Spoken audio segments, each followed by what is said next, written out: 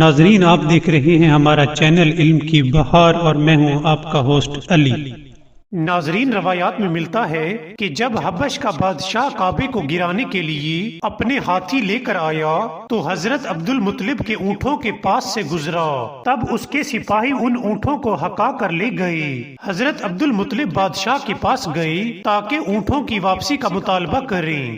جب وہ گئے تو بادشاہ کو ان کے بارے میں بتایا گیا کہ یہ شریف قریش ہیں، ان کے سردار اور صاحب عقل ہیں اور بہت زیادہ سخی انسان ہیں۔ بادشاہ نے انہیں بڑی عزت کے ساتھ اپنے پاس بٹھایا، پھر پوچھا کہ کیا حاجت ہے۔ انہوں نے کہا کہ تیرے سپاہی میرے اونٹ لے آئے ہیں، میں ان کی واپسی کے لیے آیا ہوں۔ بادشاہ نے اس سوال پر بڑا تعجب کیا اور کہنے لگا کہ کیا یہ وہی شخص ہے جس کو قریش کا سردار اور صاحب عقل و فہم کہا جاتا ہے؟ میں ان کی عبادت گاہ کو گرانے آیا ہوں، لیکن اس نے یہ درخواست نہیں کی کہ ہماری عبادت گاہ کو نہ گراؤ، اور یہ شخص اپنے اونٹوں کے لیے میرے پاس آ گیا ہے۔ یہ سن کر حضرت عبد المطلب نے کہا کہ تو جس گھر کو گرانے آیا ہے اس گھر کا ایک مالک ہے، وہ اپنے گھر کی خود حفاظت کرے گا۔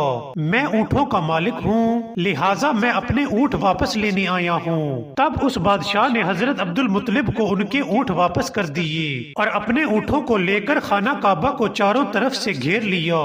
بس خدا نے ابابیل پرندے بھیجے جن کے منہ میں مسور کے دانے کے برابر کنکریاں تھیں، وہ ہر ایک کے سر کے اوپر آتے اور کنکری ان پر ڈال دیتے، اور وہ کنکری ان کے جسم کو پھاڑتی ہوئی نکل جاتی، یہاں تک کہ ان میں سے کوئی بھی باقی نہ رہا سوائے ایک شخص کی، تاکہ وہ دوسرے لوگوں سے یہ حال بیان کر سکی۔ لیکن ایک پرندہ اس کے سر پر بھی منڈلاتا رہا۔ جب اس کے ذریعے سے لوگوں تک بات پہنچ گئی تو اس پرندے نے کنکر اس کے سر پر گرا دیا، اور یوں وہ آخری شخص بھی ہلاک ہو گیا، اور یوں وہ آخری شخص بھی ہلاک ہو گیا، اور یوں وہ آخری شخص بھی ہلاک ہو گیا۔